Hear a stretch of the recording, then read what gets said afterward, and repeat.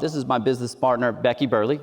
We started What Drives Winning about 7 years ago at the University of Florida. And we're going to start with this guy right here. This is Jeremy Foley. Becky, do you want to just enlighten them? How would you describe Jeremy? Well, Jeremy hired me, so I'm always going to be eternally grateful to him. But also, Jeremy's just a guy who has like a really clear vision of what he expected from us, and he had really high standards. And when he was young, this was his license plate that he had on his truck. And it stood for Just Get It Done. And he said it was symbolic because he would run anybody that would get in his way over. And he evolved his leadership style over time. And it didn't just start with the truck. No, one year, we always gave out T-shirts to our student athletes at the beginning of the school year. And one year, all the athletes and all the coaches also got a JGID T-shirt. And they won a lot of national championships across all sports. It became known as TitleTown. But upon reflection, he looked at all the rings that he had compiled over a long period of time, and he asked himself, what am I going to do with them? What's going to happen when I die? Because he doesn't have a family. And that was kind of an eerie thought for us.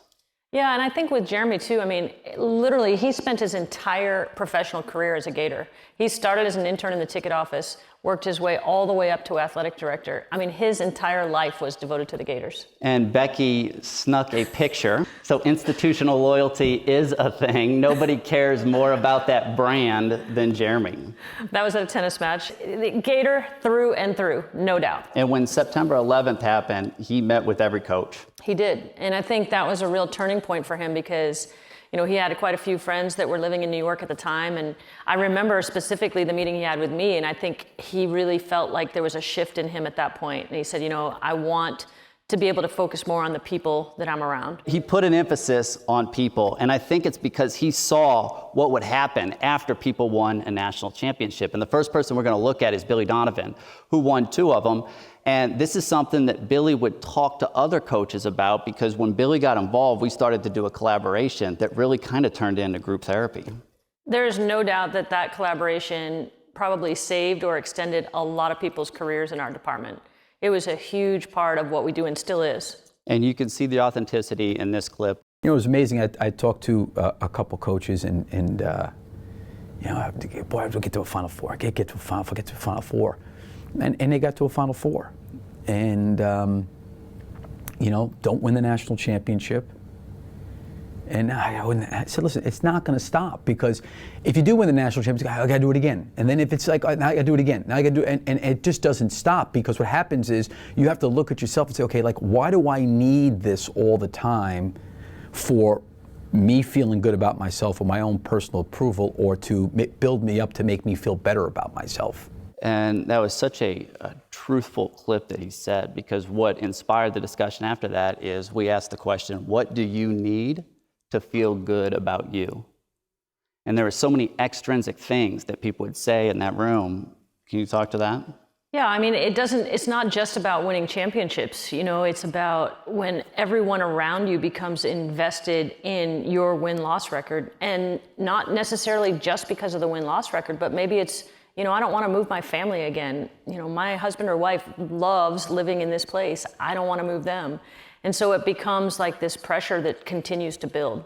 And a lot of the people Jeremy would hire were younger. And so they didn't have a track record behind them. So they felt that the way that they would prove their worth is through outcomes, which we know is ultimately outside of our control. And one of the people that Billy introduced me to was Anthony Mello, who wrote an incredible book called The Way to Love. And I'd like to show you a clip from him. This had a profound impact on that group. Think of a little child. It's given a taste for drugs. As it grows up, the whole body of that child is craving for the drug. To live without the drug brings a pain and a suffering so great that it seems preferable to die. You and I, as children, were given a drug. It was called approval. It was called appreciation. It was called praise, success, acceptance, popularity. Once you took the drug, society could control you. the tentacles of society got into you. You become a robot. You want to see what kind of a robot existence human beings live? Listen to this.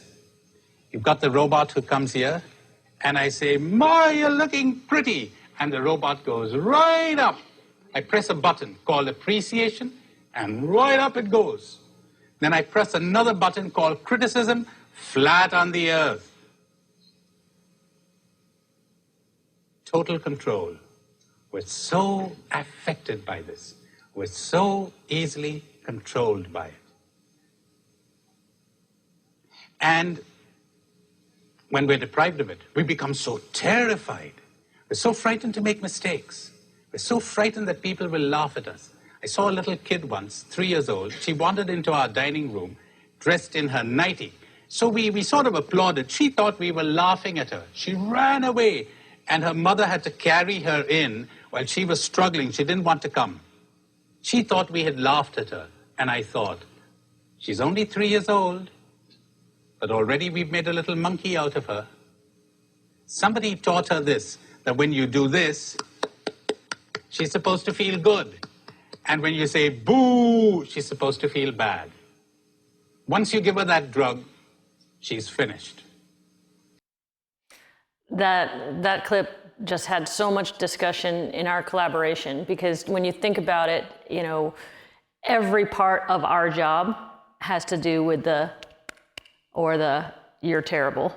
And I mean, you just can't escape it in our profession.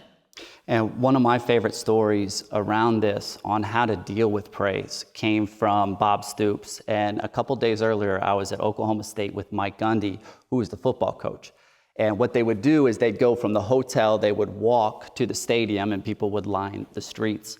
And I'll never forget watching a guy on his knees go like this as we were walking, because I was right next to him. And it got me thinking. And when I went to Norman a couple days later, they were going to have a statue built of Bob Stoops. And I asked them, how do you deal with all the adulation? And he said something really profound to me. He said, you just realize that it's the same men that hung Jesus.